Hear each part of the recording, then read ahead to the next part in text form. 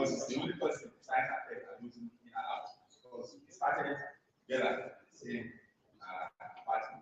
I started my career in private sector, so it's always a pleasure to, especially with Professor. Now, I want to discuss the national STI policy in tandem with other policies of the world and link it with the 8-point agenda of the President Ahmed administration. I also want to use some of the most modern techniques in analyzing and comparing STI policies. Because Nigeria is not the only country who is involved in STI policy implementation. Other countries are involved, and certain strategies have been developed around. When the director of PRPA was talking, he mentioned that there were certain countries that started with Nigeria at the same time, and they are going further ahead of Nigeria, indicating that we may have benefited from benchmarking of our policies with the rest of the world and compare ourselves to countries that are following.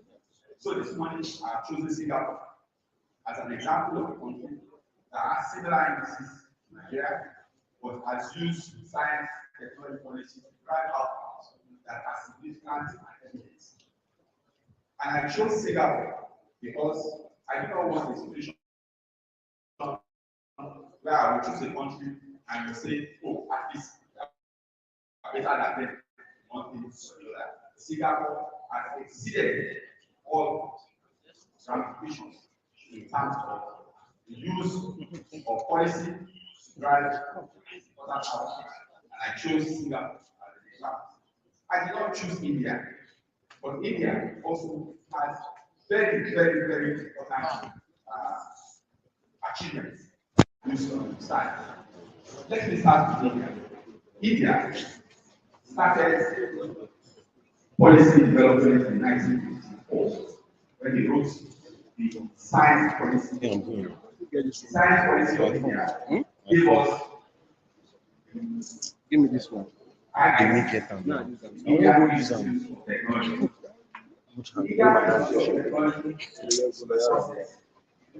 Led to the agricultural development of India, industrial growth of India, and educational growth of India. That policy helped India to bridge the gap between rural India and the rest of the world. And India became a country that will stand as agricultural India. If I trace that model, then perhaps maybe some people will have suggested that we should go back to where India was and then try to develop our own Nigerian Institute of Technology. I hope that the Nigerian Institute of Technology will drive outcomes the way that region in India. That time, what we need today is to generate Nigeria's own institute and this STI policy. When I read it, I read the historical STI policy attempts, I realized that there have been a lot of progress and a lot more progress can be made. I'm going to end up reading my speech, but I want to encapsulate everything so that the MP will come grab my policy for time. In this sector, I want to try to talk about a very important development in work on I call stochastic model of benchmarking against development impact. And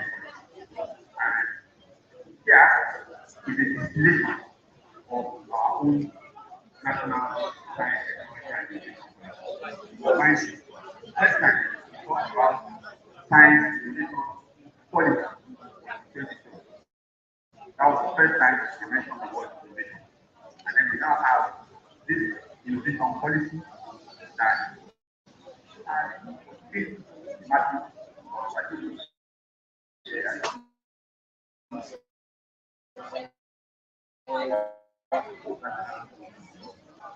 I will bring a lecture. This demand area agenda so area and also attend on this case and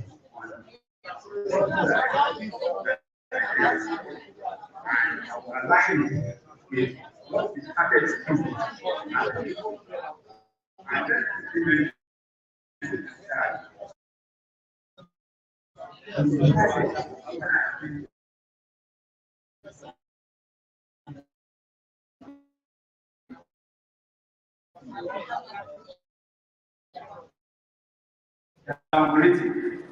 of vocational education.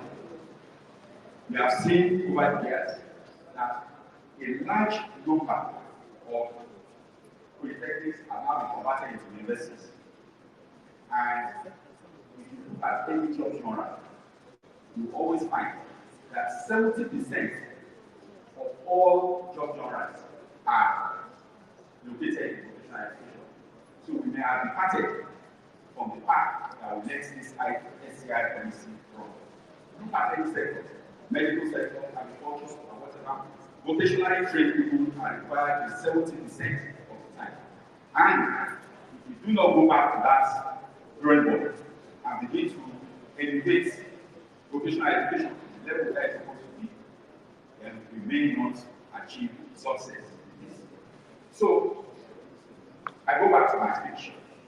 The Federal Ministry of Innovation, Science and Technology was formerly known as Federal Ministry of Science, Technology and Innovation. We are playing around with the word innovation. Innovation is now what Ministry of Science and Technology. So we are now Ministry of Innovation. Science and Tech are just enablers of innovation. The ministry's mission is to facilitate development of science and technology to enhance Nigeria's economic progress, and it aims to achieve this by integrating technological input in productive activities across the nation. The Federal Ministry of Science and Technology, as we know it, has always known it as Science and Technology, has been a staple in the many of MDAs since 1985. Historically, the National Science and Technology Policy of the country was produced in 1986.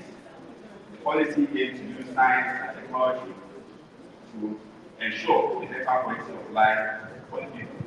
The policy was later reviewed in 1997 to give more emphasis to coordination and management of the SCI system, sectoral development, collaboration, and funding. 5 years later, in 2003, the SCI policy underwent another review to make it and take it into consideration and observe the lapses of the 1997 policy, especially in respect of the need to address institutional frameworks that should foster interaction in the various elements of the national innovation system. So that was the innovation system theory. That's 2003 documents under the Obasanjo administration. The emphasis was for a coherent, systematic, comprehensive approach to determination of technological programs. Significantly, the policy gave prominence to flagship programs of the Obasanjo administration, and we saw the path of the biotechnology the biotechnology center. We saw communications technology. We saw space science and technology, and we saw energy and engineering, especially engineering of materials. These are new businesses that are formed under the Obasanjo administration. Implementing the science and technology policy. It was later that innovation became a very important piece of our lives. So by 2012, we reviewed that policy, and then innovation became an important factor. And then we started having what we call science, technology, and innovation policy. Before, what we had for science and technology policy, similar to what India has. India has science policy, then it has science and technology policy, then it has science, engineering, and enterprise policy. And our own journey has not been different from the Indian journey. So the key highlights of the NSTIP, like I call it, is presidential commitment, diversification agenda, resourcefulness and turnaround, translation of research into goods and services. And in summary, I'm doing this. You are also have the slides, so I decided to bridge so that I can meet the expectations of the PRPA. The major highlights of the NSTIP is the wide scope. The scope is very wide, and you can see we had a 14-point strategic things cutting across so many sectors that if the president of Nigeria was supposed to pick the STI policy, he would have had a 14-point agenda. And all of you will agree with me that that would be unwieldy as a policy. So the need for us to focus and pick strategic areas of focus will be very important and pertinent, and it's important that at this STI that we should be able to pick our priority areas. And I will attempt to suggest some of the priority areas, and I will explain why. Another major highlight of that was the culture of aspiration. It was a culture of acculturization, with aspiration, a kind of conviction, something that the National Orientation Agency will do better. To be talking about persuading people to take best practices and all of that. But beyond aspiration, I will share some of the ideas that may help us galvanize Nigeria into double-digit growth. In summary, the acculturation involves navigating the balance between two cultures, adapting the prevailing culture, and integrating new cultural elements while preserving one's original identity. It's a dynamic process that shapes both individuals and societies. This acculturization practice that we distill from the NSTIP is indicating that we are aspirational and we need to be more pragmatic in the implementation of the national STI policy. And I will try now to blend the relationship between President Tinubu's 8-point agenda and the national STI policy.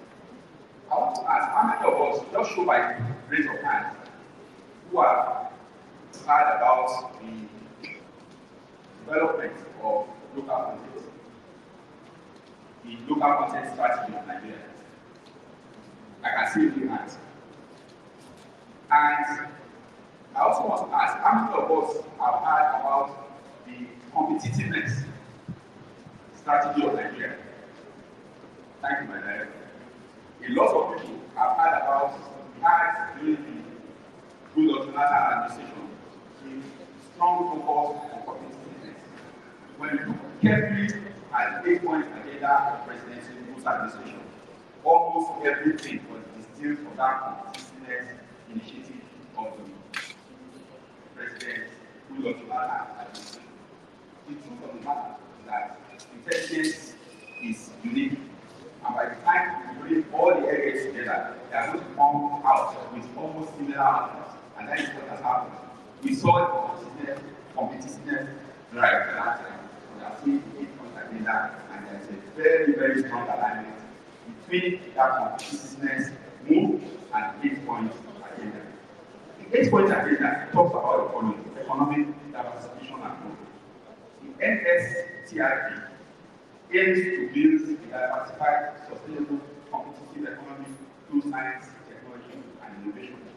And by promoting research, development, and innovation, the policy contributes to economic diversification by fostering new jobs and enhancing existing ones. The need for privatization once again cannot be overemphasized. The 8-point agenda also talks about the following: infrastructure development, human capital development, agriculture and food security, healthcare and social welfare. Although not explicitly stated, the NSCIB indirectly impacts on healthcare through research, innovation, and medical technologies, telemedicine, health system, improved healthcare services, and all of that align with the social welfare strategy of this government. The other issue is security and national defense. And the two other issues in the 8-point agenda are education and youth empowerment, good governance, and anti-corruption. That's building work corruption. In summary, the STIP provides a strategic framework for leveraging science, technology, and innovation to achieve national development goals. It aligns with President Tinubu's agenda and underscores the importance of STI achieving Nigeria's future.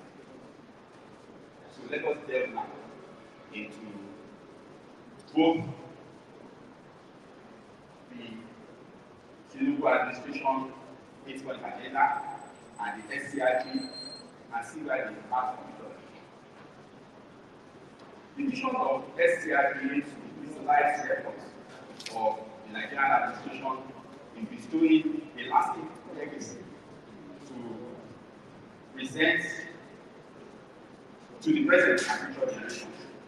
It recognizes that no country becomes great without science, technology, and innovation.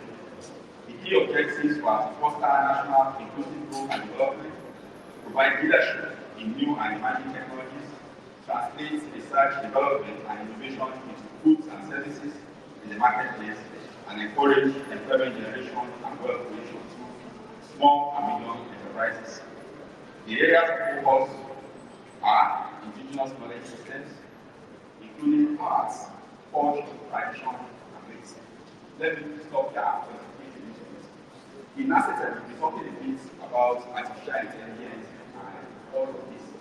We I tell you that the bifurcations that we impose upon science and arts is disenfranchising the entire system to the extent where we do not give holistic knowledge to our children. Perhaps it's time for us to begin to think of an educational policy that ensures that all children who go to school, especially high school, come out with the same diploma, the same qualifications, no bifurcations in science and arts. We have come to a new world. That new world is a world that is also driven by transformation in technologies like artificial intelligence. And artificial intelligence gives us a language model. It is simply a language.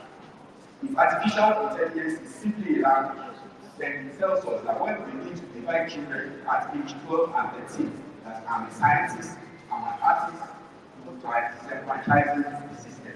And we need to, therefore, tweak the implementation of the NSCIP to take advantage of this and ensure that every graduate of high school comes out with a unique diploma. You can see why I summarized before I started my lecture. Economic diversification will happen under that arrangement, and we will have collaboration among federal, local, and state, as well as the private sector. So, for those who want to do examination, please highlight this, because we all need to internalize it. One of the things you will see when it goes to the NASRDA website is that we have used artificial intelligence to read the public service rules. We now distill questions from there. Those questions we distilled, we now subjected it to what we call the zone of professional development. So when you go to take your PSR exam, go to the NASRDA website and use that to learn. When you miss a question, it will bring you another set of questions that are completely different from what you learned, but it's building upon your knowledge. And it puts you in that zone where you will continuously learn. When something is too simple, you will consider it too simple and moving. When something is too hard, you will consider it too hard and moving. But when you are in your zone of personal development, that's the point that you learn. And we did that and put it up for the public to learn and see how you can use science, technology, innovation to improve yourself first. It is when you get that promotion where you need to think and your performance and your best position to take advantage of your people in this 8 points agenda of presidency. I hope you have all stamped it and memorized it because it will come out in many examinations in the next few years as we are making progress. But the real examination is in the public place. How are these 8 points agenda going to make life better for the average Nigerian? The challenges of this 8 points agenda are the following. Delivering on promises such as creating 50 million jobs is a huge challenge. Addressing inflation, unemployment, economic hardship, solving manufacturing challenges, energy costs, and raw materials are challenging. But the question is, what role do you and I play in this solving these challenges? And you see, from our own point of view in NASRDA, we saw that lacuna in training, and we decided to set up a finishing scheme. You are a graduate, you are working in government, you can go online and learn and get certification that is international. And you can migrate to any country in the world, you can do remote work, you can take advantage of the world and begin to earn dollars. So, we, in our own way, have looked at the problems and tried to create a solution. What about you?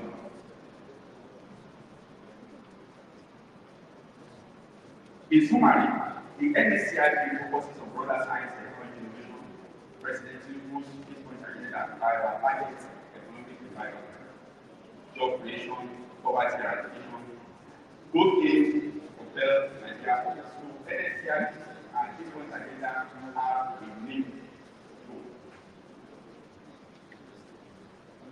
President Tinubu's emphasis on ministerial performance and recognition of Nigeria's people and youth are essential and they are encouraging us. Let's make this statement clear. The government has been encouraging young people to see your position. We older people, we have a responsibility to make sure that those young people succeed. If they fail, Nigerian youth have failed, and a significant portion of Nigeria's population has failed. So it's our role and responsibility and duty to ensure that the young people that are in top position succeed so that we can have a country that is residual for our life. Now, I will now summarize what the rest of the world is saying. Benchmarking.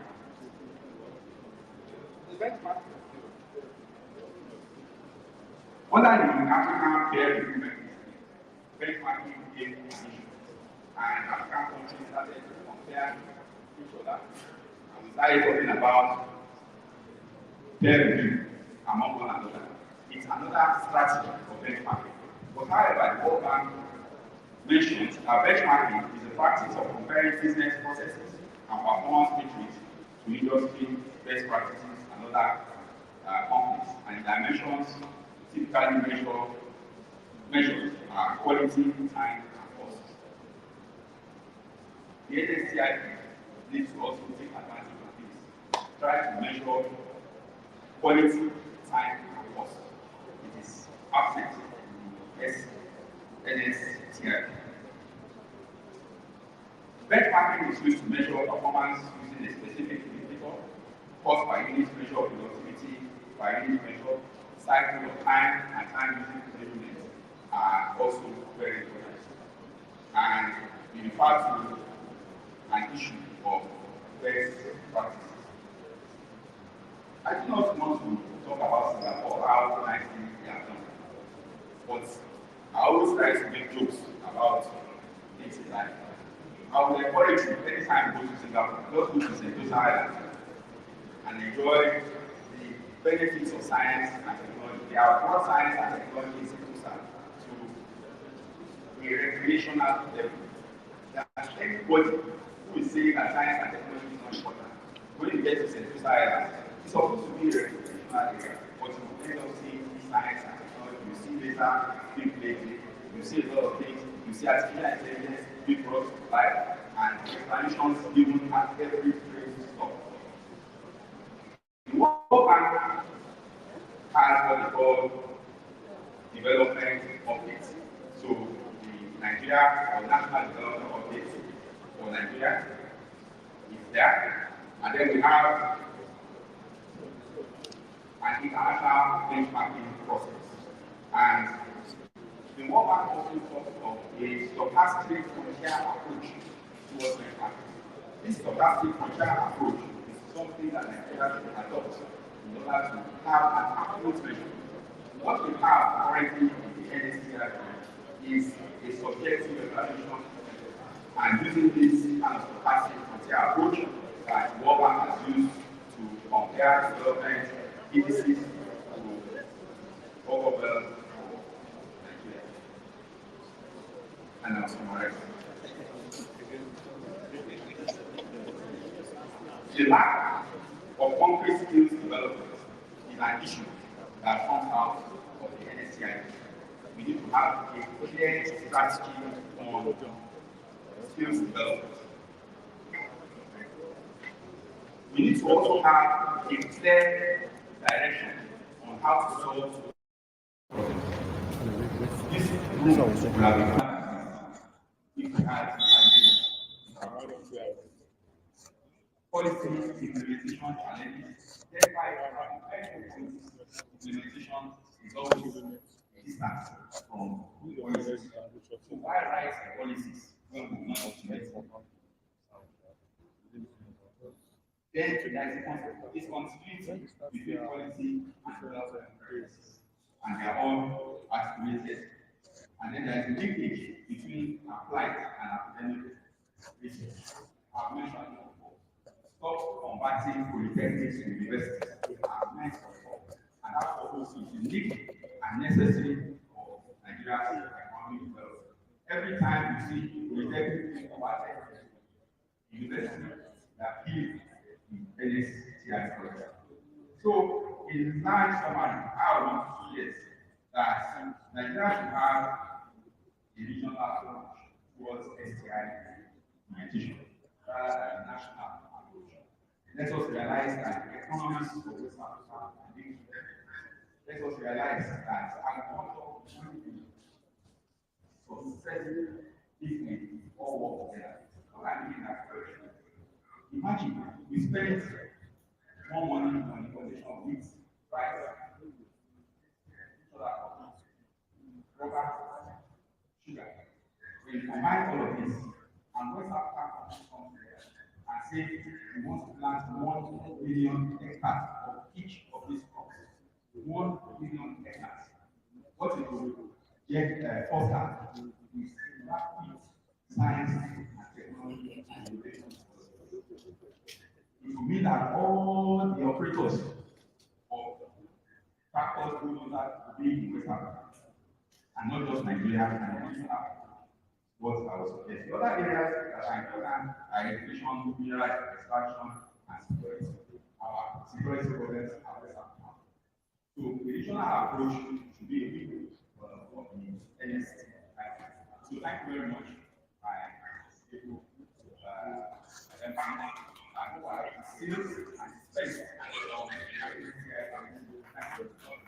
Thank you very much. Please, let's appreciate it very, very, very.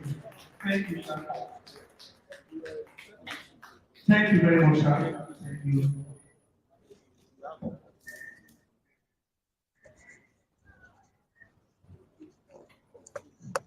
Ladies and gentlemen,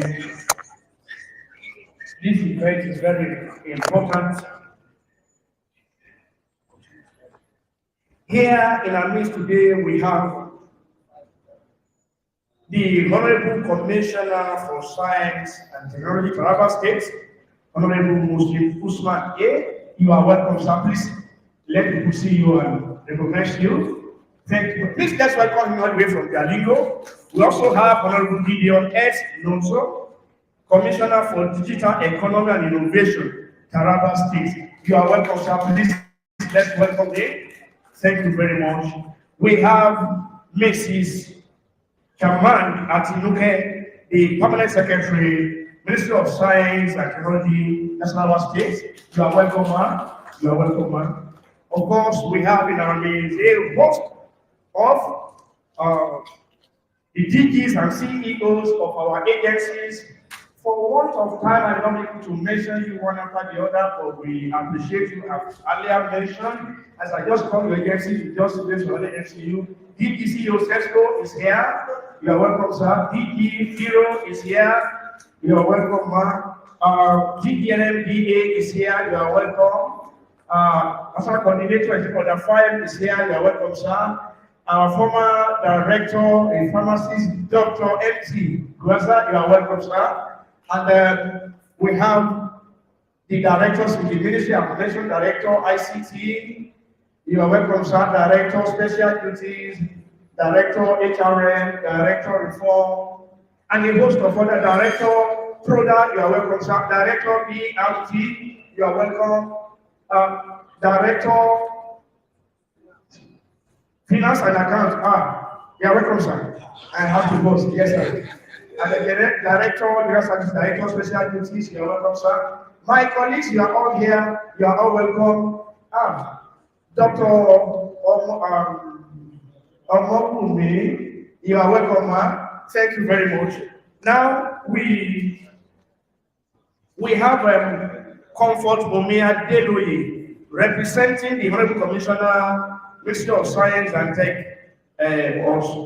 Osun State. You are welcome, ma'am. You are welcome. Yeah, we actually have some minutes to go, and before we ask questions and interact, we'll just give 1 minute each, and we hold the other mic and stand here. 1 minute each. This array of VIPs cannot be here and not have one or two things to say about this event.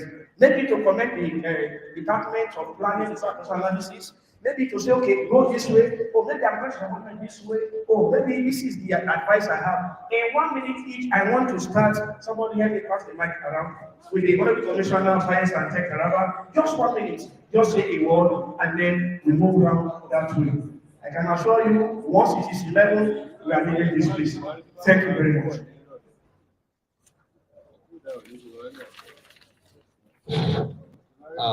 Let me stamp on the elaborate established protocol. My name is Muslim Usman Arwa, Honourable Commissioner for Science and Technology, Taraba State.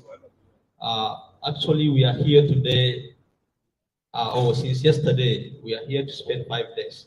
Purposely for this Expo, we came with our team, and we are hoping to win all the trophy and go back to Taraba State with it. And also, I want to commend the organizers of this event, more especially the Honourable Minister, for this wonderful performance he's been doing. He's very supportive to us, more especially we, the younger generation. We have seen our future is very bright, and with by God's grace, and then with our efforts, our research through our institution, we definitely make Nigeria great. And then may God help us. And then I wish all of us success in this very event. And at the end of the day, we go back to our various destinations in a very safe condition. And thank you very much. Thank you. Please appreciate your Commissioner. Thank you very much. The organizers of this beautiful occasion, let me stand on the already established protocol, and also to continue from where my brother, the Commissioner, Ministry of Science and Technology, has stopped. I would like to firstly appreciate Excellency, the President of the Federal Republic of Nigeria, who has made and agreed that this exposure.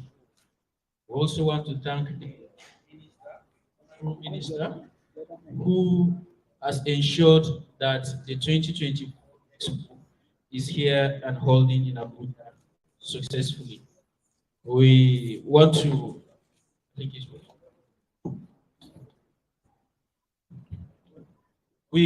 also thank the team that are on ground since day one, ensuring that the program is going on successfully. For us at the subnational, we want to assure you that, especially on the issue of the policy that is being talked about today, we are ready. We work collaboratively. Our ministries work hands in glove to ensure that we do our best to translate these policies into reality at the subnational level. So I want to thank everyone for coming around, and we hope that at the end of this program, the 5-day program, we'll go back and really ensure that the transformation of Nigeria with the renewed hope agenda is done through science and technology indeed. Thank you so much. Thank you very much, Commissioner. Let's appreciate him. Ibiam said from Nasarawa State. Thank you, 1 minute. I greet you all. Good morning. I want to stand on a visit platform. I want to say that, and from yesterday, we learned a lot. We saw a lot of what we have in Nigeria, and it is left for us to see the things work out. For Nasarawa State, we have a long way to go, and I think we have started. We were talking about policy implementation. If our policy is not well implemented, then we are still down there. I want to say that with the help of the federal, you will still help us to go up there. And we are really, really counting on you. This wonderful program that you are bringing up today is an eye-opener to us. You will key into all that we have learned.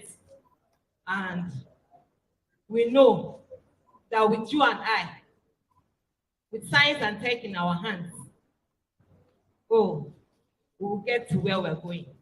Thank you so much. Thank you very much, Mr. Secretary. We have an amazing representative of the GGNPTI, Director of Planning. You are welcome, sir. We have Professor Uno, the DVC, FUT. You are welcome, sir. At this point, we want to give room for comments, questions concerning the presentation that was made by the DG NASRDA. If anybody has any intervention, please, we are mindful of time. If you are exceeding 1 minute or off the mic, I can see only one hand up now. Intervention, comments, questions on the presentation, or generally how to ensure that this policy is effectively implemented. I have only one person, and after that, we go to two.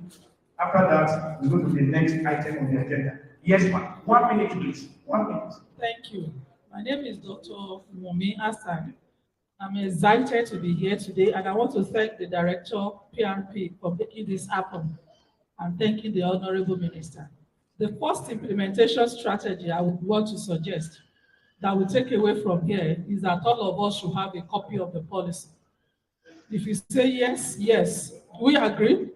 Soft copy, and just here, I just showed the copy of the new policy. And if I ask every member of this ministry, not just the ministry, all the agencies, and every other state ministry, this should be our Bible or Quran. If you agree with me, we say hi. Great. So the next implementation, sir, and I hope that we are declaring, because today we are here to talk about the implementation and tandem with the goals and the mission and the agenda of Mr. President. For us to make this policy popular and for people to implement it well with us, everybody that is connected to any one of us as individuals, our family members, our work people, community members must hear about this policy through us as representatives of this ministry. So if you are working in this ministry or any of the agency and you don't have a copy of this policy, or we don't know how to popularize, because the implementation will start with when people know about it. So the first thing I'm advocating here, sir, going forward, is that we should have a copy on our phone. We should share it as we are sharing every news in Nigeria, and sharing it with this particular notes that the DG of NASRDA just promoted about the thank you for sharing the policy. That's the beginning. If we don't have the policy, we cannot implement what we don't have. And for us to implement it, we must have the soft copy, we must have the hardware copy, we must make sure that we run with it. And I want to say, finally, the agencies of science and tech, should be able to take the portions of this policy that relates with what they do every day. And my Oga in NASRDA said it. If there is going to be a promotion and you don't have something to show as implementing that policy from your desk, then you are not a member of this family. And I want to believe this should be the drive. The director of PRPA, this is the active ways for us to ensure that in the next 6 months, Nigerians all over implement this policy. And finally, I want to suggest that the Honourable Minister consider a 30 minutes, minimum of 30 minutes on either NTA or channels to be popularizing this policy every week.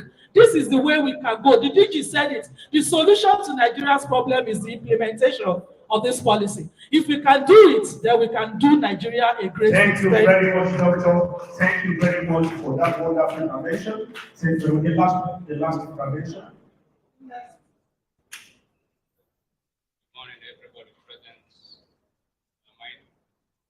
Good morning, everybody present. My name is Ahmed from the Coast.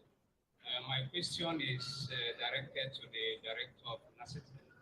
DG NASRDA. Hello? DG NASRDA. DG NASRDA, sorry, sir.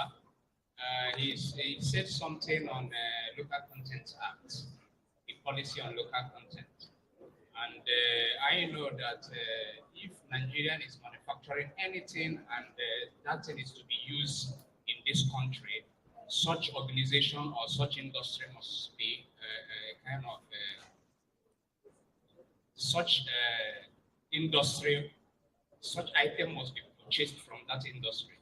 And my question is, why is it that we have automobile industry like in this country, and most governors are importing Toyota Jeeps as their entourage, thereby causing capital flights?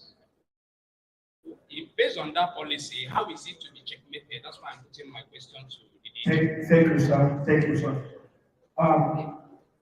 I also want to say, they didn't send me, I know executive order 5 is having their day right immediately after now. I'm sure your question will also be addressed today. Meanwhile, I was in the center, I just want me to respond to your question.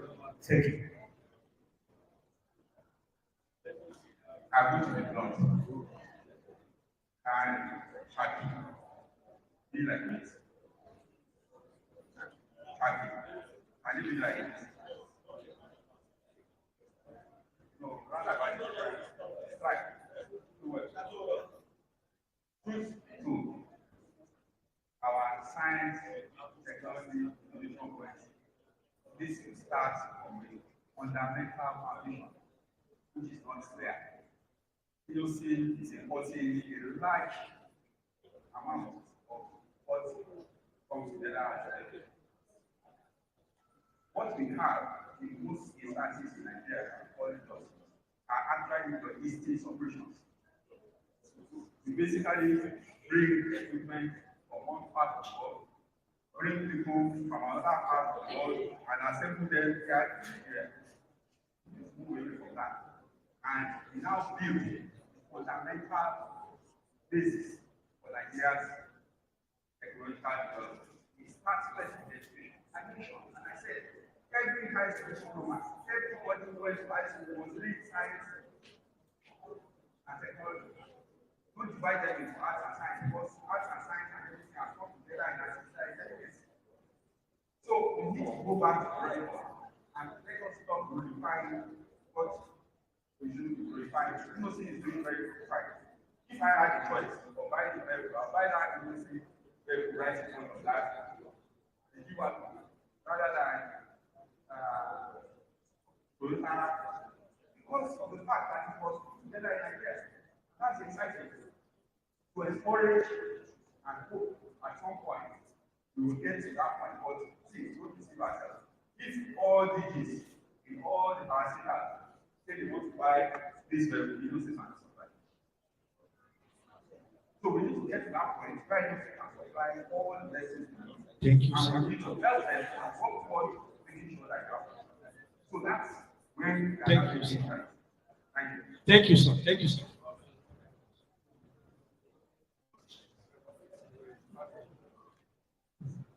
Good morning, everybody. The question was directed to the DG. It appears that it has reached my table now. And I think your question is, how do we check bank governance? I will tell you that it's not easy to check bank governance. Let's be practical. We have 3 tiers of government. Federal. We have 3 tiers of government: federal, state, and local government. And each of them have their respective law and regulation how they operate. In as much as we are all agreed under the federal law, under the Presidential Executive Order number 5, to promote local government, by making Nigeria is work in progress. That is all I would say. It's work in progress. It's not something that will be achieved completely in a day. We have to be maintaining the engine while running it. You understand what I mean? You service the engine while running it. If you want to completely stop the engine, and because you want to service it, you're joining a terminated. Thank you very much. Thank you. Please, shall really appreciate everyone who has spoken here today. Thank you very much. We value your interventions. We have harvested them and we are going to work with them. Thank you very, very much. I just want to announce that the soft copy of the policy will also be sent to your email addresses that are put down. So there's no problem about that. And the recommendations that you have offered, we are also going to look even into them. I appreciate it. Thank you. On this note, I want to invite Mr. Benjamin Emeje, the Deputy Director of Policy Analysis, to please come and thank everybody. Let us appreciate him as he comes to the podium. Let's welcome him. Thank you, sir. I stand on the existing protocol. It is my honor and a privilege to appreciate you all for your presence and active participation. Let me foremost express my deepest appreciation to the Permanent Secretary, Federal Ministry of Innovation, Science and Technology, for setting the pace and igniting the enthusiasm to drive the implementation of National Science, Technology and Innovation (NSTI) policy. A driver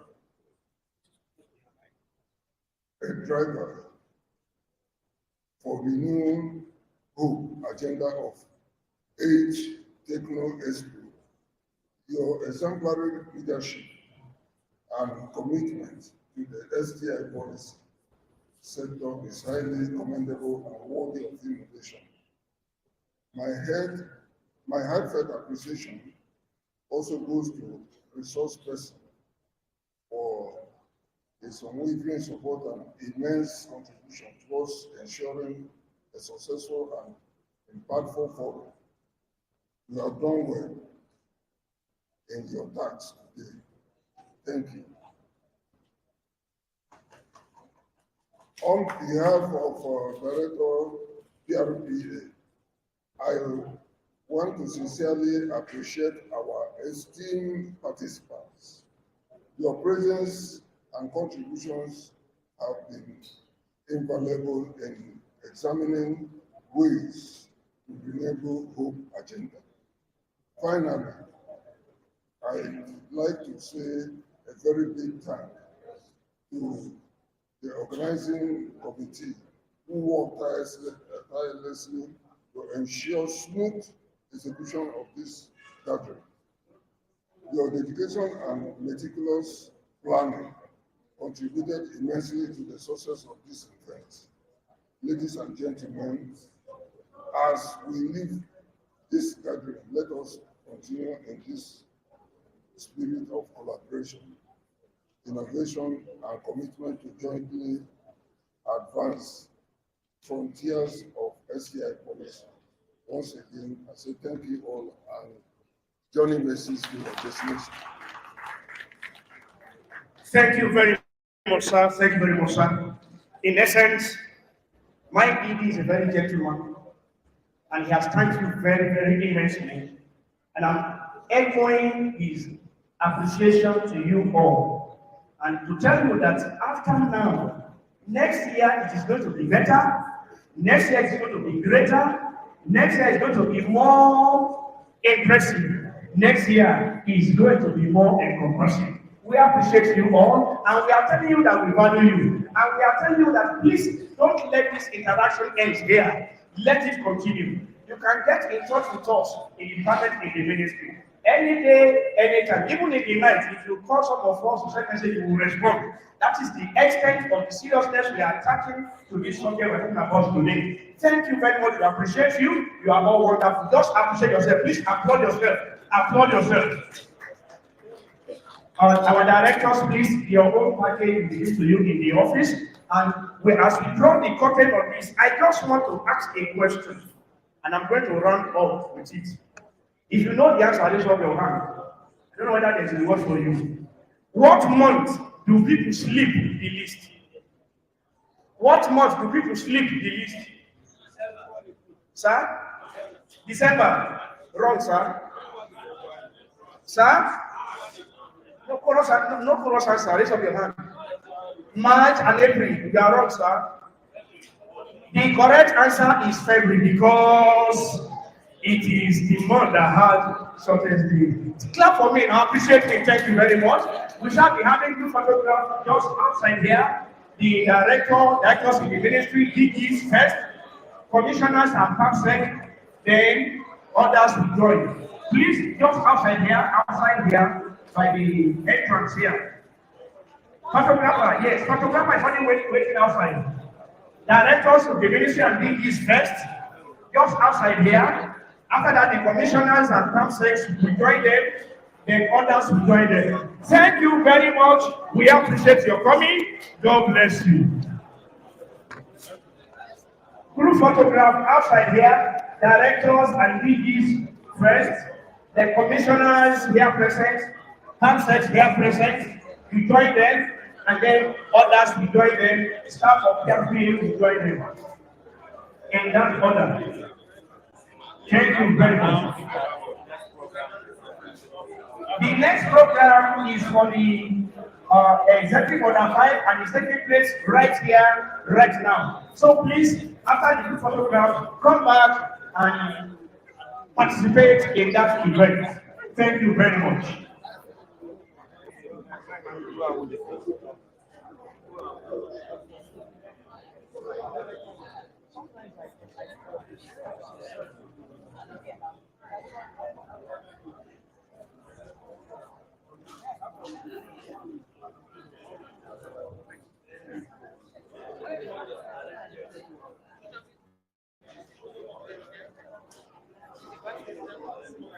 Directors and DGs, please, it's your turn to take the group photograph now.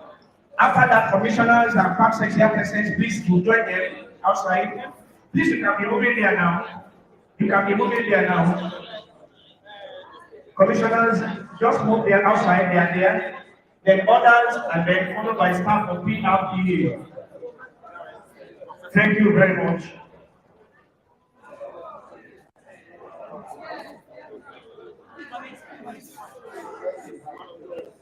You can see within the group on our side.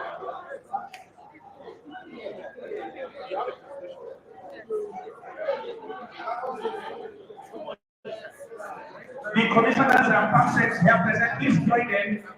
Commissioners and PAPSECs present here, please join them. Please join them.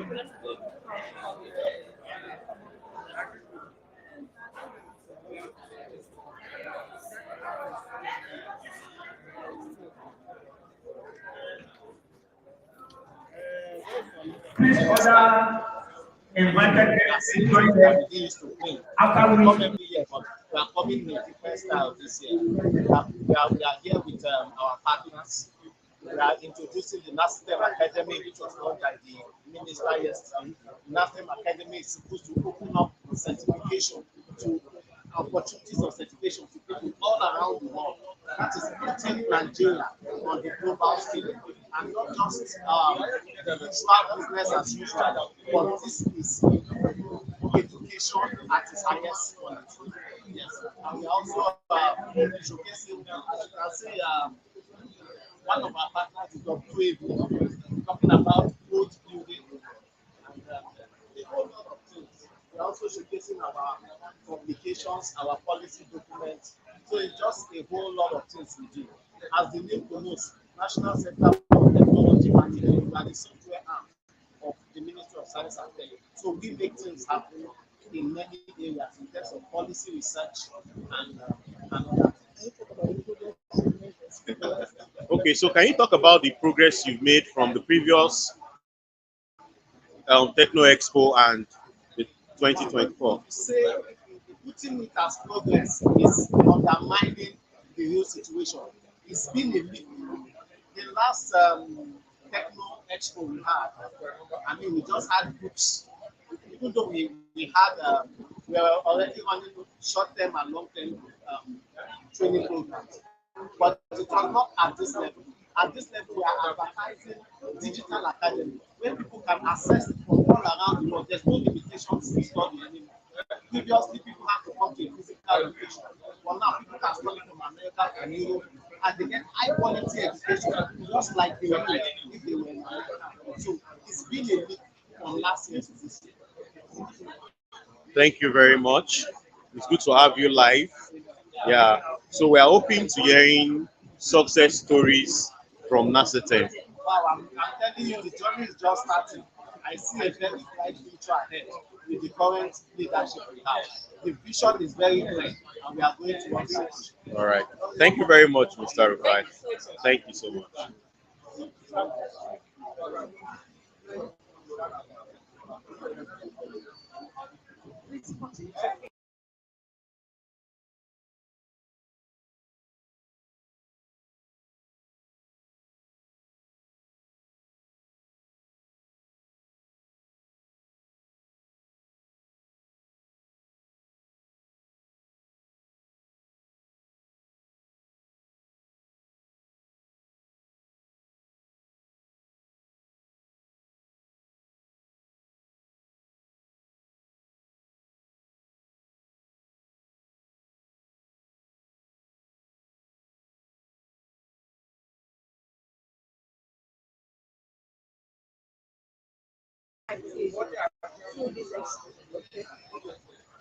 So good morning. Yeah, this is the media team from Federal Ministry of Science and Technology. You're live right now.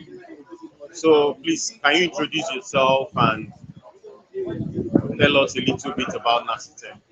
All right. My name is Uche. I am the special assistant to the DG on ICT. Yesterday we had our NASRDA day, and this was an advancement towards an initial MOU signing that we had last year. We signed with 3 companies, NLB, FIIRO Language Programming.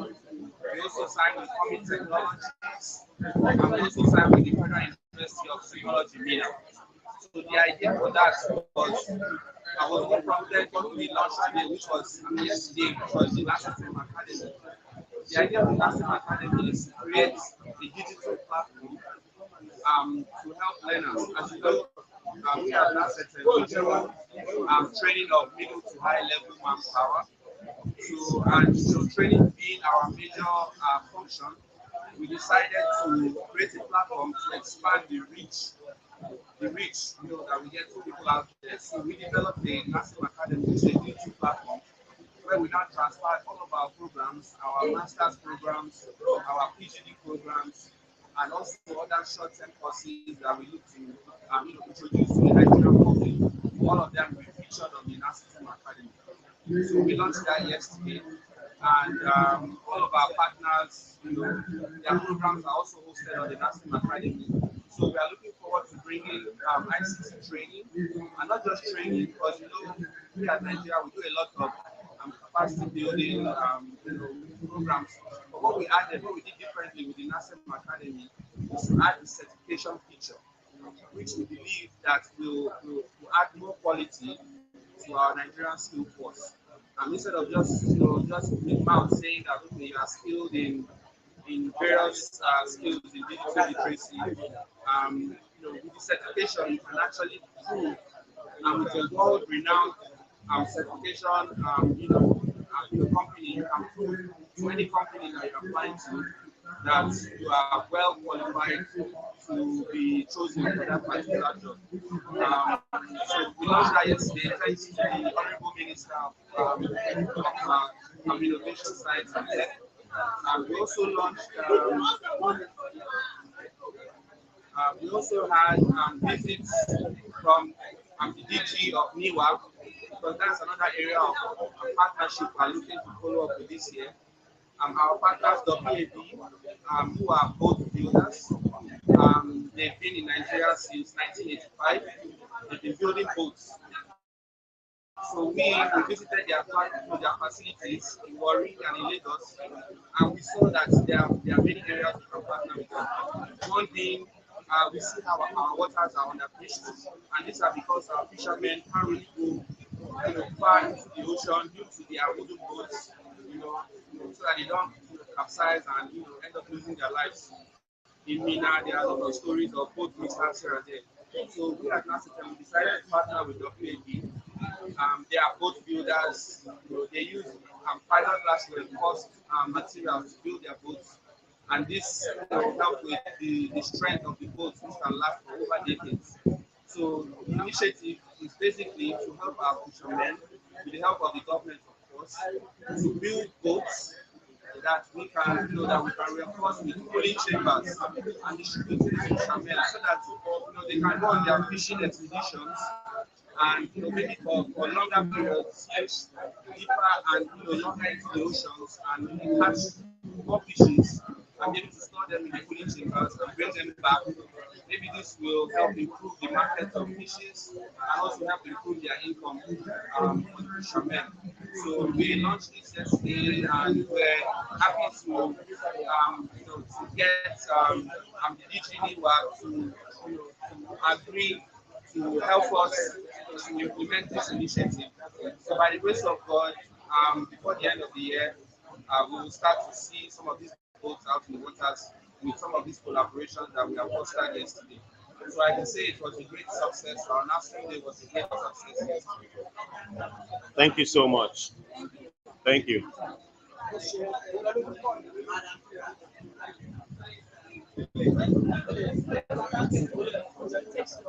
More like this.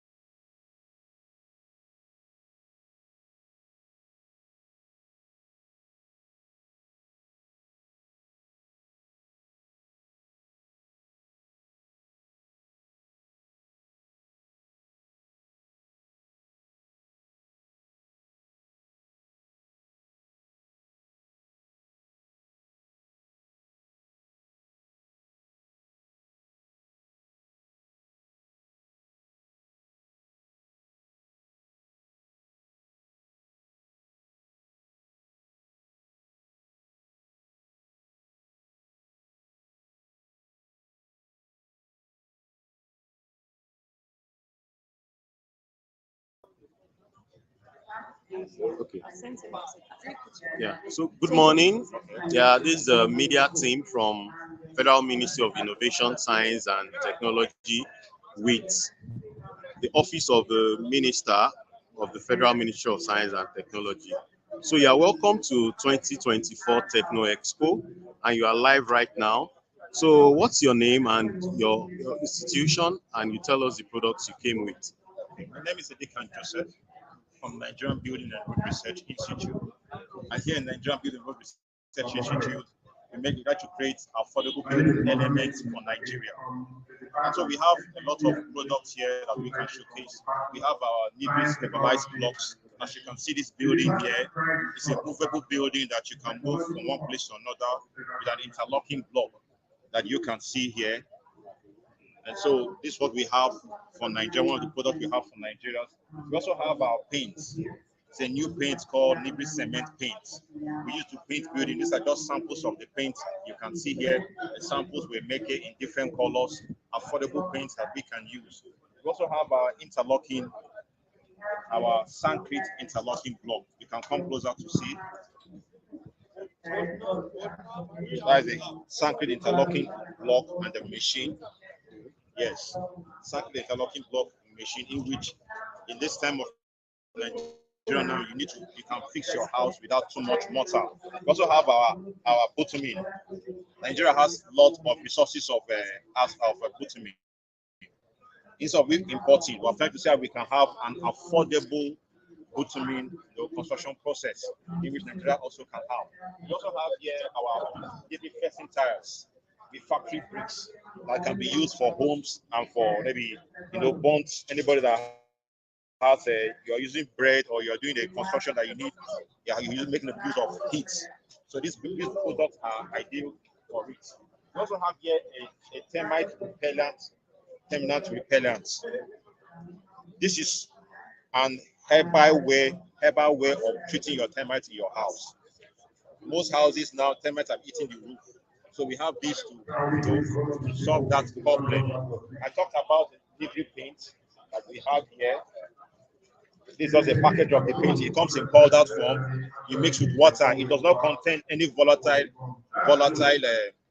chemicals or toxic chemicals in it. There are other things that we have in here. We have a compact roller here that's made here. We have made this compact roller instead of buying from abroad. This is made here in Nigeria and has been used to show that it's ideal. This is our machine in here.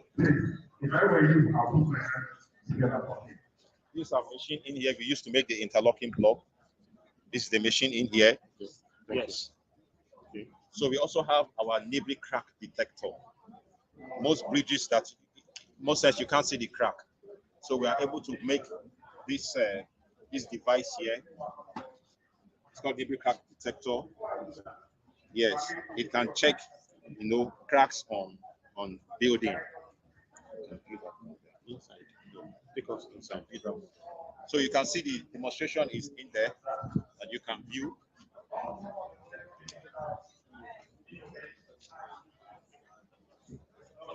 We also have documents.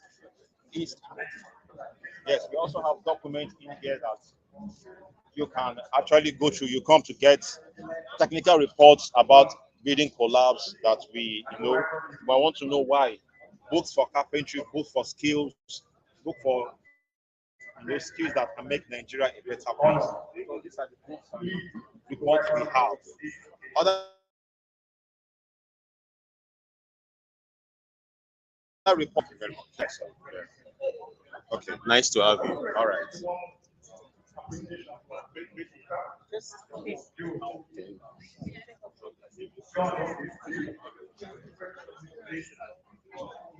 Let me show you this. Yes, this is our bamboo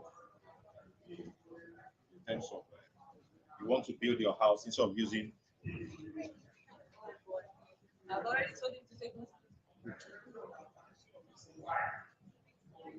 So this is another product in here. Expertise It's our were available in the pursuit of jobs and have science, technology, engineering component in line with the Science, Technology, and Innovation Strategy, which is tagged STI SA 2024-2063 and the SDG 2023, particularly in the area of promoting made in Nigeria goods and services. In the light of the above, therefore, distinguished ladies and gentlemen, let us develop our local R&D efforts. Let us also develop our researchers, scientists, engineers, and technologists, and let us develop our economy, predicating on STI. And STI holds the key to future economic strength that is acknowledged to the knowledge-based economy, even the future strength that is depending on STI. As I begin to conclude, let me say the obvious. Functional Executive Order 5 will no small measure not just address, but overcome most of our nation's problems. Let us grow the Naira value and develop the economy, supporting local industries, products, and growing the Nigeria economy using the Nigeria brand. The Inosumoto, the Globe, the Boa, the Dangote, the fashion, and the local food we eat. Distinguished ladies and gentlemen, I want to canvass closer collaboration for fruitful synergy for the full implementation of the Executive Order 5. It has come to revolutionize the economy, and we must all pull our hands together to achieve this. It's time to chart new territories, defy expectation, and push further than ever before. Once again, on behalf of the National Coordinator, I sincerely, respectfully welcome you to this occasion. Thank you, and God bless you all.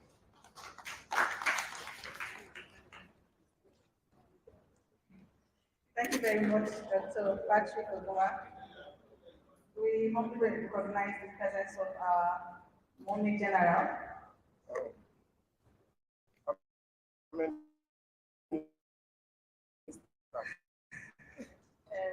Barrister Mrs. Yvonne Oguejiofo. Welcome, ma'am. Thank you very much, Dr. Patrick, once more for that wonderful welcome address. I believe that he gave us an insight of what we have to know about the executive order for those that are coming in, what it's all about. I see some technical entrepreneurs here because we're asking them questions to ask, what about your local content? How local is your content? You are like, you don't understand. So you being here is going to be an eye-opener for the next expo that is coming, for you to know how you can help to integrate what is going to happen here into your local production.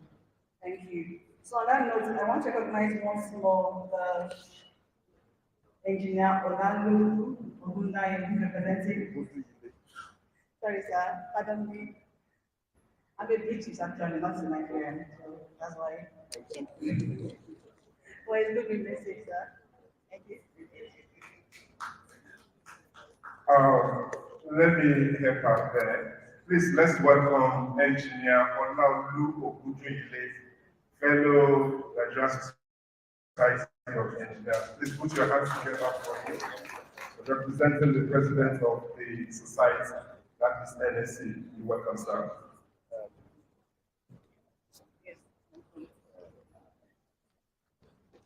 Good morning, everybody. I'd like to, not to start, but to lie on the existing protocol so that I'll cover everybody's.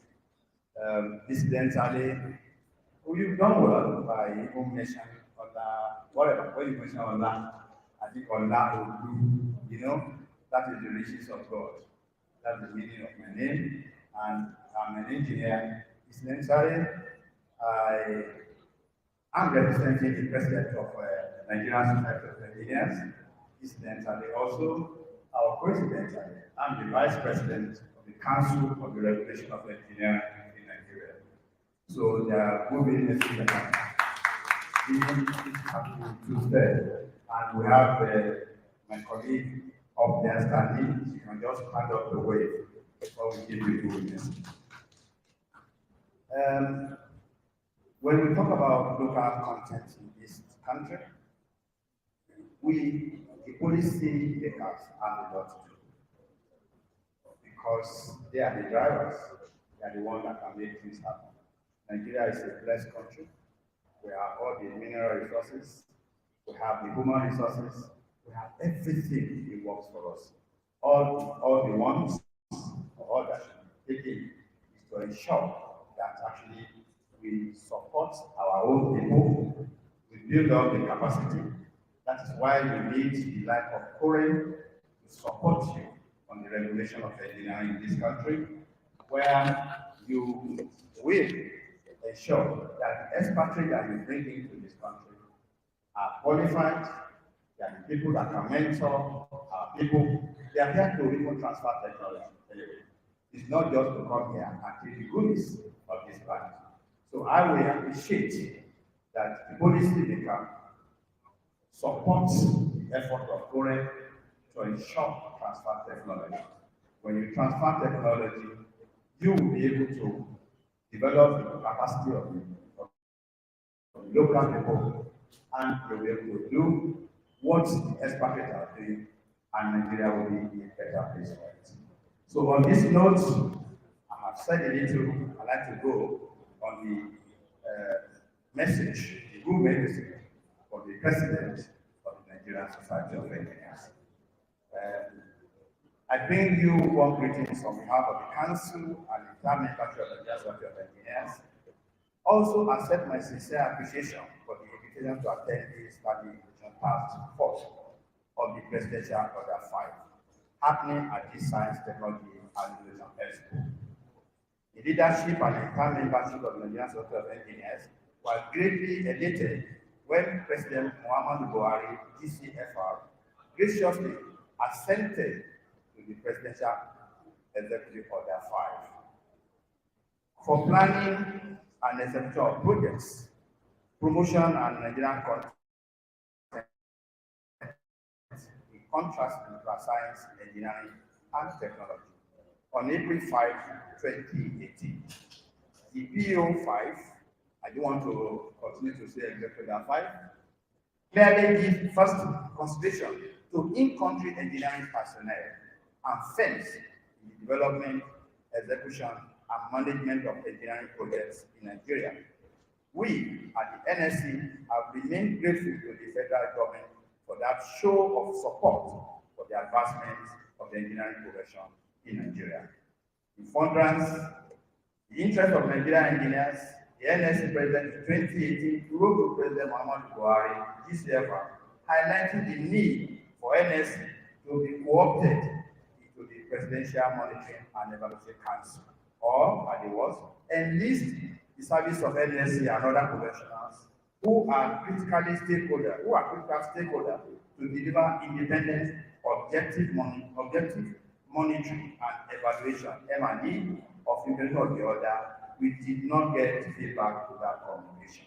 I'm sure calling us to come and present paper, you will find out that NSC are collegiate of engineering bodies in this country. Also, of engineering association, they are all embedded in the Nigerian Society of Engineers. So asking them or enlisting them to be part of this order will not be, we're not missing anything. So you really need advice, you really need what cogent advice, you need support of the engineers. The register of engineers in this country lies solely with Korea. You have them because without Korea, all the engineering cadres, they are all enlisted in their register. So please take note of this. We recommend the establishment of the Standing Task Force on the consent of the 5 and appreciate the work that the task force is doing so far. However, I must declare that a lot more still needs to be done as our members are reporting from the field that there are lapses in the implementation of this PO5. I can see that the majority of the construction work going on has to engage Nigeria. We need Nigerians, and even when you employ the expatriates, they still use us. So why don't you try us? Let us actually contribute to the development of this nation. For example, let us all be reminded that Section 7 of the PO5 mandates the Ministry of Interior as follows. the Ministry of Interior shall desist from giving visa to foreign workers whose skills are readily available in Nigeria. We have those people that are coming from outside. Some of them are not qualified as we Nigerians. We need to check this and engage Nigerians to do this work. Unfortunately, we have noticed the presence of many unskilled expatriate workers, many construction sites across the country. As a matter of fact, the Ministry of Interior should be mandated to consult the NSC for other availability or otherwise of such skills in Nigeria before visas are issued to such category of expatriates. This has to be noted. The presidential agenda 2005 intentionally seeks to advance in-country capacity and domestication of expertise. In tandem with that, we need to develop domestic codes and standards for professional guidance. This code of standard I will also repeat because I'm wearing two caps on this stage, that is domesticated with council for the regulation of engineering in Nigeria. We need to patronize our people, we need to support our people, we need to give our people a level playing ground to be able to perform and then take away poverty in this nation. This is what the professional development arm of NSC, which are called relations, are made mandated to do. Therefore, I urge that us as partners, we must continue to sustain these kinds of arrangement. Also, we must continually monitor implementation of policies and programs, especially those affecting critical sectors of the nation's economy. For the purpose of engineering input, we must bring on board and harness ideas from all relevant stakeholders from the public and private sector to ensure coordinated action for our country's sustainable development. I thank you for listening.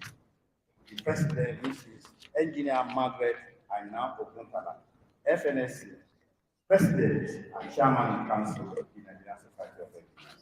Thank you.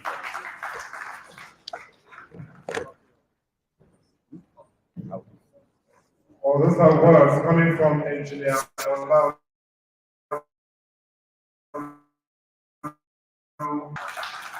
He has said it all the importance of our Presidential Executive Order 5 and how the Nigerian Society of Engineers can also come in. And when he was making his presentation, one of our erudite professors came in. Ladies and gentlemen, posterity will never forgive me if I don't appreciate the very presence of a man whose intellectual sagacity has never been enough. Please join me as I formally welcome Professor P.C. Onyenekwe, Director General and Chief Executive Officer, CHESCO. You're welcome, sir. Ladies and gentlemen, at this juncture, I'd like to invite, we are still welcoming messages of goodwill. So at this juncture, I'd like to invite the former Director General, NASRDA, Professor Willie Shinyobola. Put your hands together for him as he comes to the microphone to add his voice.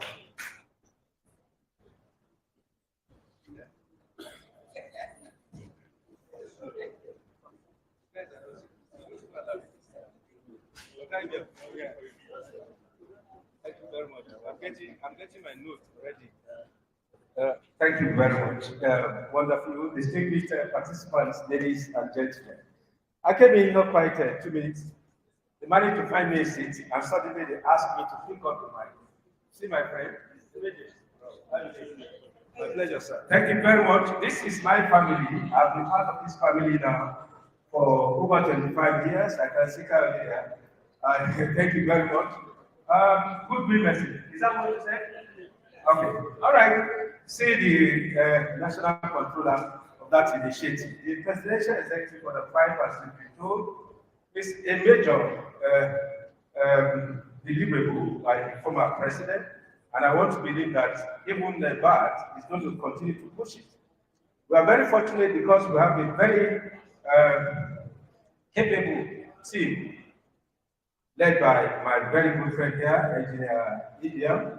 I've been part of that movement. I think we went around the country in the last 18 months or thereabout, but critically, I don't know what we have been talking about since we came in, But there are two critical issues. First, we want to link the science, technology, and innovation policy with the executive order 5. Now, what is there? What is there for us to link? Essentially, the science, technology, and innovation policy, the refined or revised version, actually emphasize the need to move from our mind to the market. For a country like Nigeria to move from the mind to the market, this is the essence of it. And so we need to change as a people. We need to change. For me, it's no longer a question of choice. It's something that we have to do as a nation because we are more than competent, we are more than capable of doing so. So, distinguished participants, ladies and gentlemen, moving from the mind to the market. This was the essence of the innovation in that policy. We've been running. 1986 was the first policy. 2010 was the first time we changed from science and technology policy to science, technology, and innovation policy. And what Executive Order 5 has asked us to do is to look inward. Let's internalize that policy to the extent that we can begin to think as people. And we have very good thinkers in this country, fortunately for us. We have so many people. I don't have the time. Adamu told me to just say thank you and leave. But I'm trying to say thank you so I can leave very quickly. So, distinguished ladies and gentlemen, let us engage, let us interact. We need to talk about it. This is the only way we can move as a people. Nobody does science inside. Nobody. If you want to make any headway, you have to do science collaboratively. When you look at the principle, the underlying philosophy for the science, technology, and innovation policy is on national innovation system. What does that mean? It simply means that we have to work together. We have to collaborate from the state to the local government to the national level. Mr. Man, I have to stop here because Adamu is already nodding. Thank you very much for the opportunity. I'm sure we'll continue to talk again and again and again. We have a lot of initiatives under that program, and we will ensure that indeed becomes a reality for Nigeria. Once again, and I appreciate the time. Thank you very much, and God bless us all. Once again, we appreciate the time. Emanating words, very interesting work. Certain words coming from Professor Willie Chiyobola, former Director General, NASRDA. Please honor him with a thunderous applause. I'd like to formally recognize the very presence of Engineer Chief Uche Ogu, Secretary, Pencils Manufacturers Association of Nigeria. Where are you, sir? Please put your hands together for him. I'd like to also welcome Leo Anderson, Chief Executive Officer and Director, LEO Technology. Where are you, sir? Please, a round of applause for him. Let's also welcome Charity O. Nnaji. She is a Special Assistant to Distinguished Senator Aminu Iya. Okay. She's a Special Assistant to Distinguished Senator Aminu Iya Abbas, representing Adamawa Central.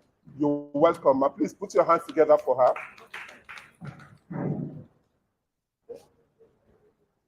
And the distinguished Senator Aminu Iya Abbas is actually the chairman, Senate Committee on Science, Technology, and Innovation. Please honor the distinguished senator with a round of applause, please. Next.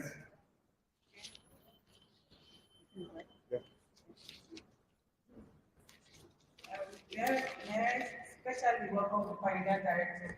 I saw that this expo started 8 years ago. Mr. Halilu, former SDP, welcome staff. Was not I saw this expo started from very you're welcome, sir. So I want to appreciate everyone that made that good research, telling us what we need to know. So the next person is the Managing Director of Makuru Limited, an accomplished result-driven executive with more than 20 years concrete experience in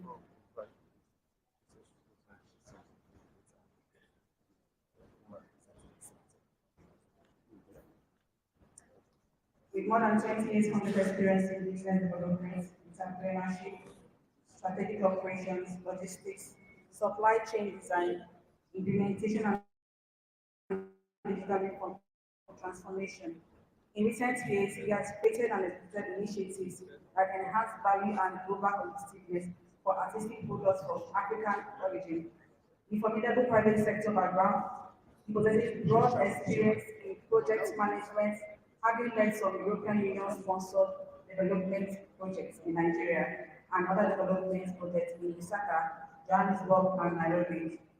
His career started at Unilever Nigerian PLC, where he worked in roles in production, human resource services, audit, and customer service. He is vastly experienced in strategic development, with special interest in emerging markets and supply chain management.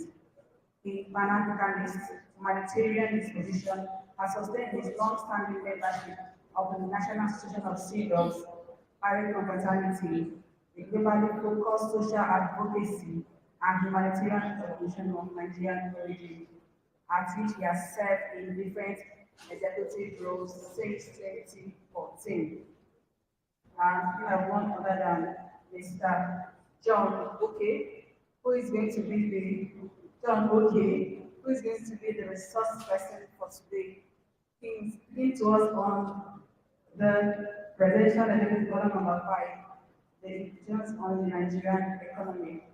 Please, you're welcome, sir. Please.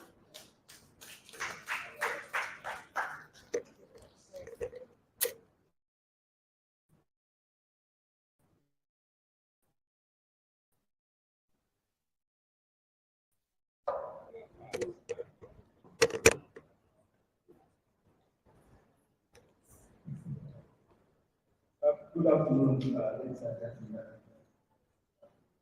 May I understand solidly executive protocols so I can speak to you and espouse the benefits of I will call it video 5, because I was number 5.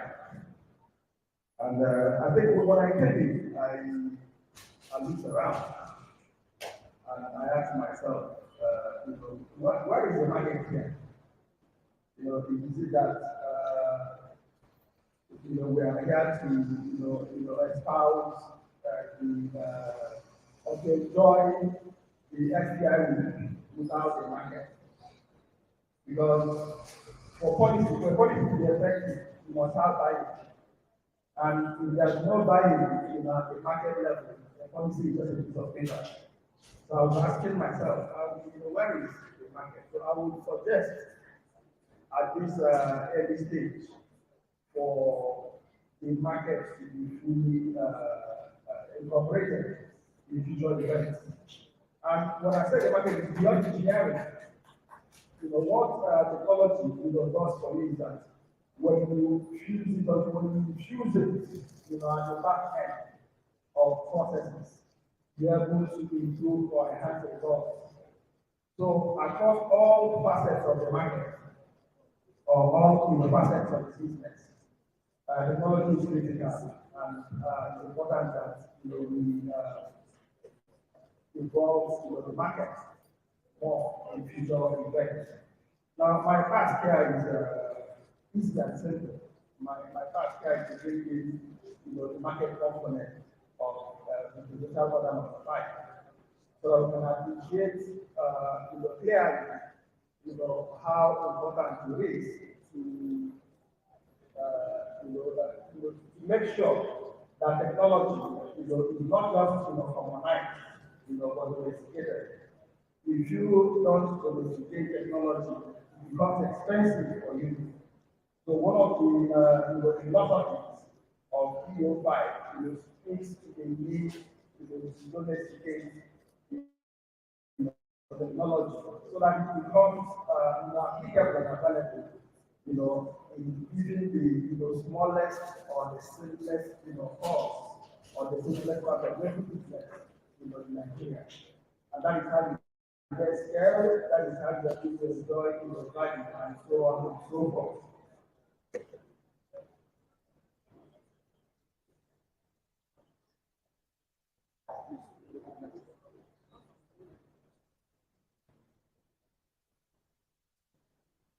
So I'm going to start with highlighting the philosophies of PO5. I am sure that for people who already work in government, they might already be familiar with the text. So I'm going to, as much as possible, read the text out so that people who work in the private sector who are here can be able to follow our discussions. Now, what I did was extract the philosophies or the highlights that are critical to PO5, the results of PO5, and said, enhance political science, technology, and innovation in everyday life is key to achieving the nation's development goals across all sectors of the Nigerian economy. Without technology, without domesticating it, without institutionalizing it, without spreading it across even the simplest activities in the Nigerian context, we can't enjoy scale, we can't enjoy value, we can't enhance value. So one of the key philosophies of PO5 is to make sure that technology becomes common. One, two, technology is deployed in the needless things or in the commonest things, in family life, in business, and so on and so forth. So even if you look at CISA 2004, 2024, CISA 2063, and all the policy documents of the government, to even the 20 text, the philosophy is that science and technology, science, technology and innovation is fundamental and instrumental to their success.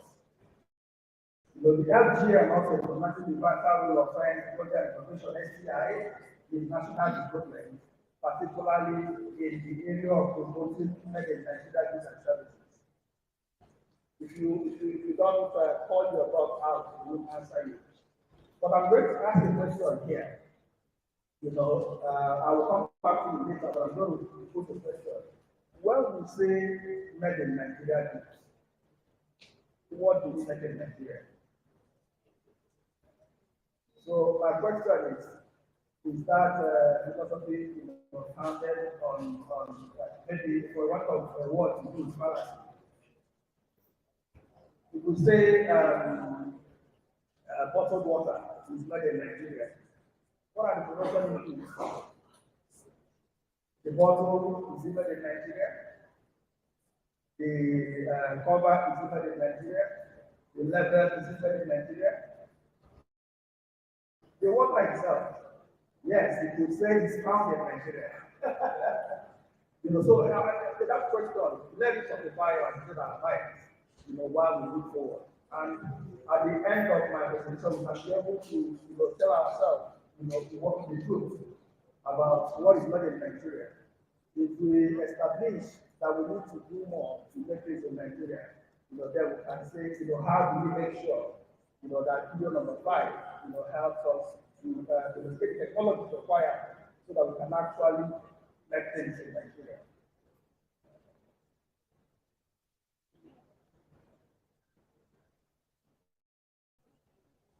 Now, MDAs, the next philosophy, says MDAs shall ensure that professionals practicing in Nigeria must be duly registered with the appropriate regulatory, body in Nigeria. No, this doesn't only, speak to the database of professionals in Nigeria. This speaks to standardization. If you don't standardize, you can't compete. And we're looking beyond Nigeria, looking at the, Pan-African market. With a maximum of, you come to realize you're looking at a $450 billion market. How can we, as a country, dominate that market? So we must standardize. We must include entrepreneurship across all facets of our business operations and from all facets of our management operations. If you don't standardize, we won't be able to use technology, we won't be able to compete. If you don't involve or engage in mentorship, we won't be able to compete globally. So that's a lot of, as I said, speak beyond having a database. Having an inventory of what resources are available to us. But it goes to how do we standardize, how do we make sure that individuals and organizations that are involved in production, that are involved in executing PO5 are properly knowledgeable, have the requisite knowledge, have the competitive, in appreciating what PO5 is about, and then utilizing the benefits, to enhance production and productivity. So suppliers and contractors, this implementation factor, speaks to contract awards.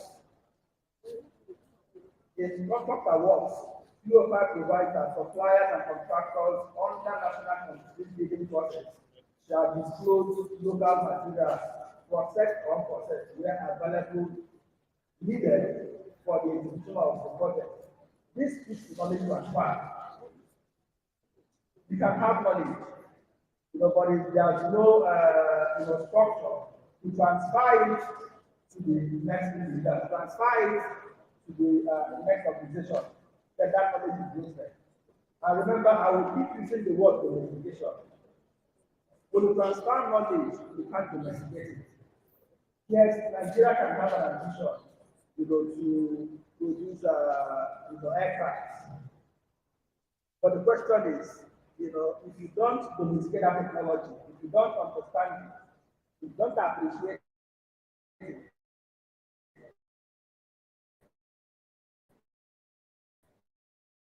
it will be. So this innovation factor, speaks to having available, the raw materials required to execute any contract or any project. Now, what having that inventory or having that registry, does for the local economy is that implementers of every project are aware of the requirements. In mathematics, we start from the known to the unknown. If you don't know, for example, the components of paving roads, so when the contractor finishes and leaves, and you have to do maintenance, what do you do? So it's critical for the effectiveness of PO5, the requirement that suppliers and contractors must make available, in the competitive bidding process, all the necessary raw materials required, for that project. MDAs shall ensure that all consultancy contracts awarded to foreign companies, engineering drawings, etc., must be made available to their corresponding partners, including arrangements with small and medium enterprises. SMEs, account for a critical segment of stable developing economy. And if you don't empower SMEs, then you cannot be able to implement PO number 5 effectively. If there is buying at that functional level in the marketing and management process and production process, then the tendency is high, that the market understands the position of that business model as well as its implementation plans. So, for example, if a policy, says that there has to be clusters, where resources can be shared to reduce production costs.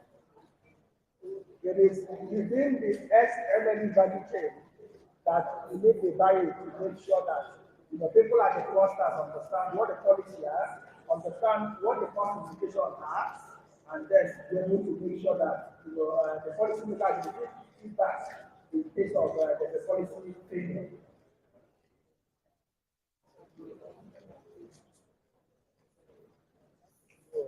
So as you go down, you get to tax incentives. yes, we can have all very good policies, but tax is critical, to costs. If your tax is high, the tendency is that your other production goods will be impacted. And when the production cost is high, your retail cost will also be high. And how can you compete, even in global markets, if you can't control your cost?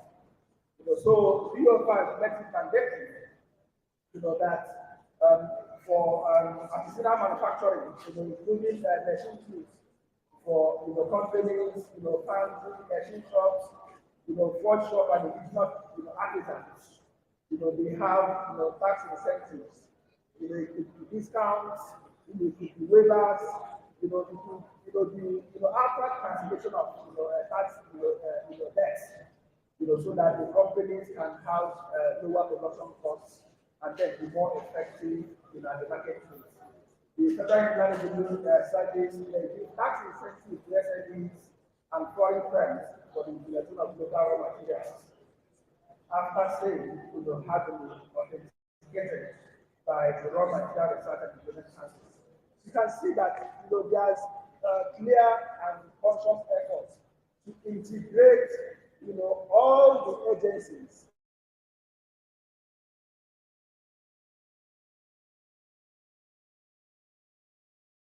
for that integration is to make it smooth sailing.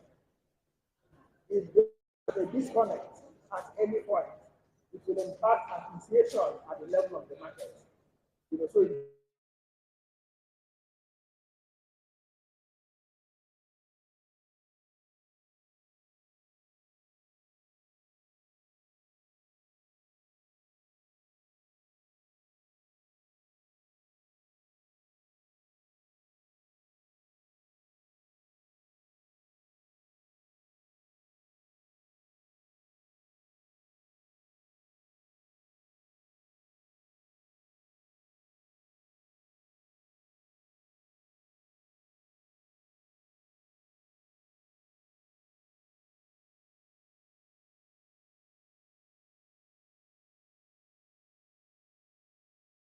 because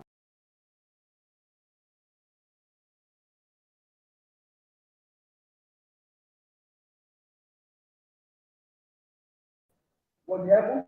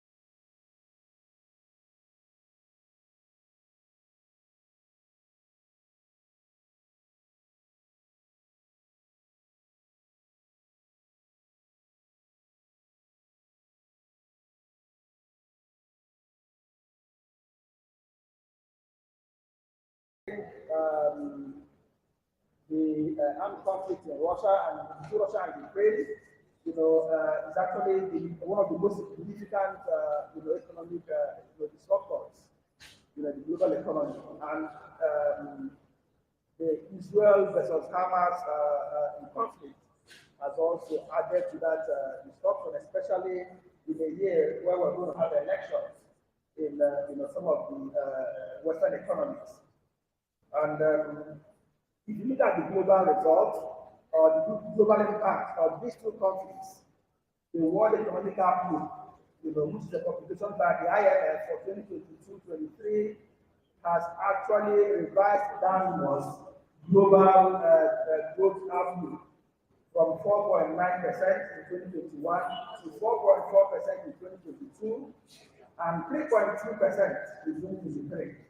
So you can see if the global GDP is declining, it is going to impact Nigeria. So that is why it's critical, that we have this discussion about period number 5 and how it impacts the economy.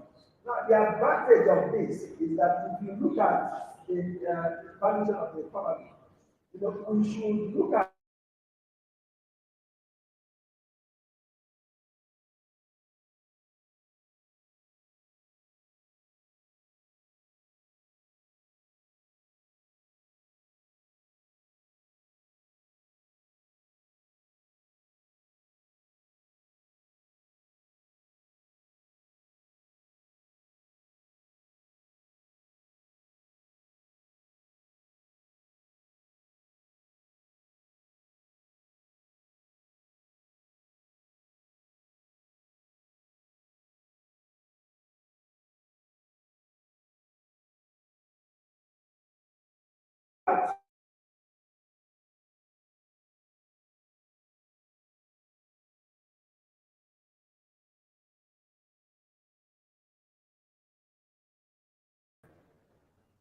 if you go to the, let me say the Niger Delta, where the use of transport as speedboats. Let's say, for example, there are maybe 500,000 or 1 million speedboats, flying the rivers of the Niger Delta. If there are companies that manufacture components for the engines of that speedboat, do you know how far it's going to go in creating value for that economy?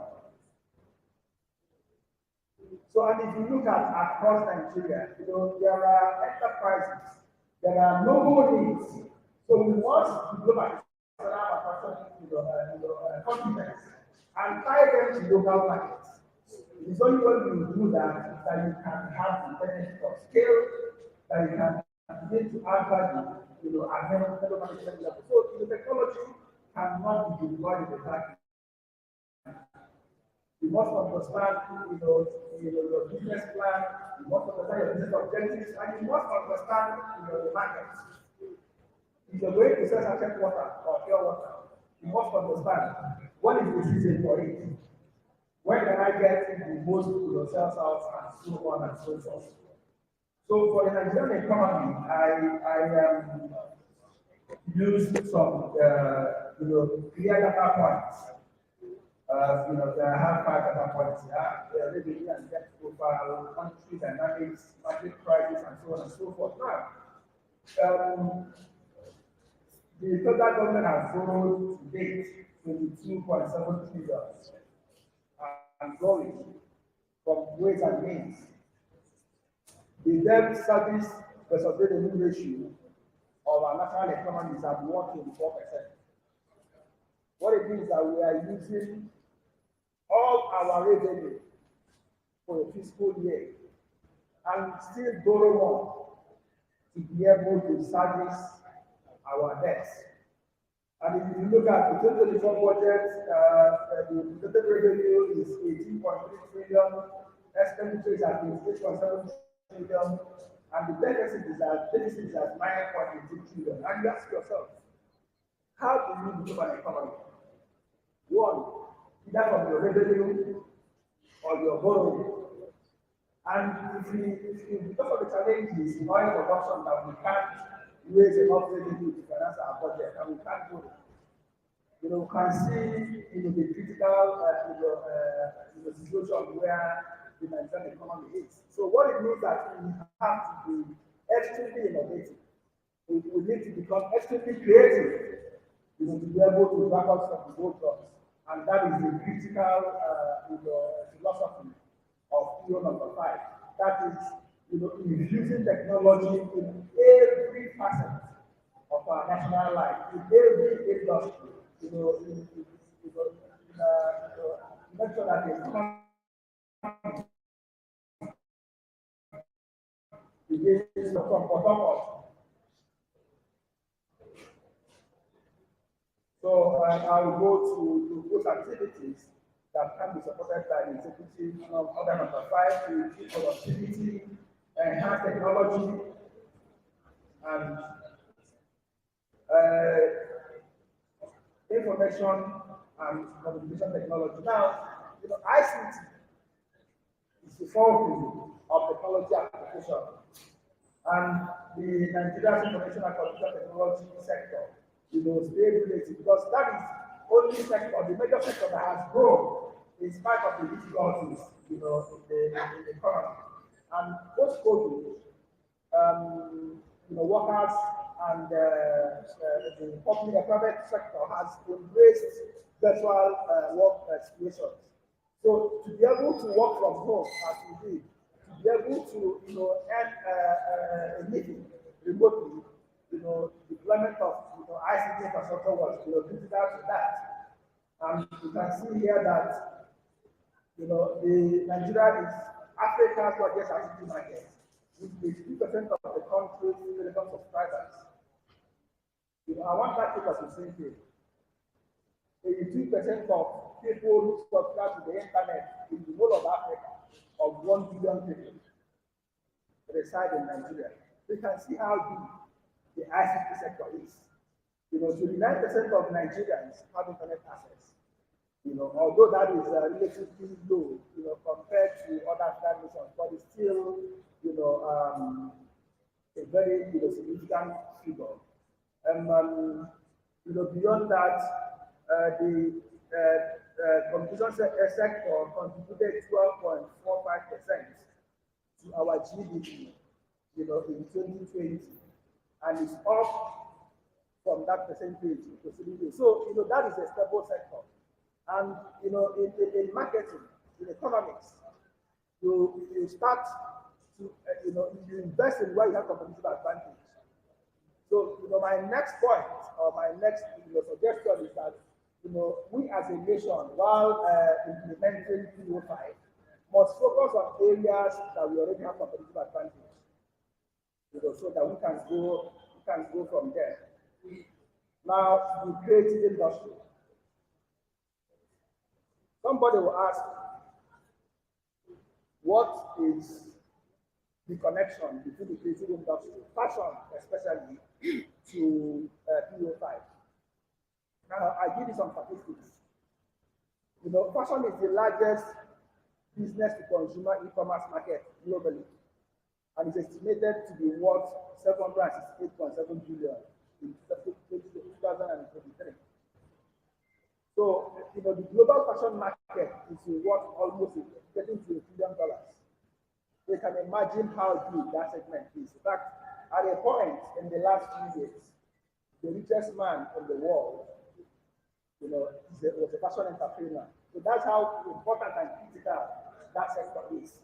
Now, revenue in the Nigerian fashion market is projected to reach 2.097 trillion in 2024. So this year, revenues from e-commerce and fashion and other value chain activities will hit 2.07 trillion. And by 2027, in 4 years' time, it will hit almost 3 trillion. So with those numbers, you can see how critical, the cotton, textile, and garment value chain is in Nigeria. Now, if you walk across the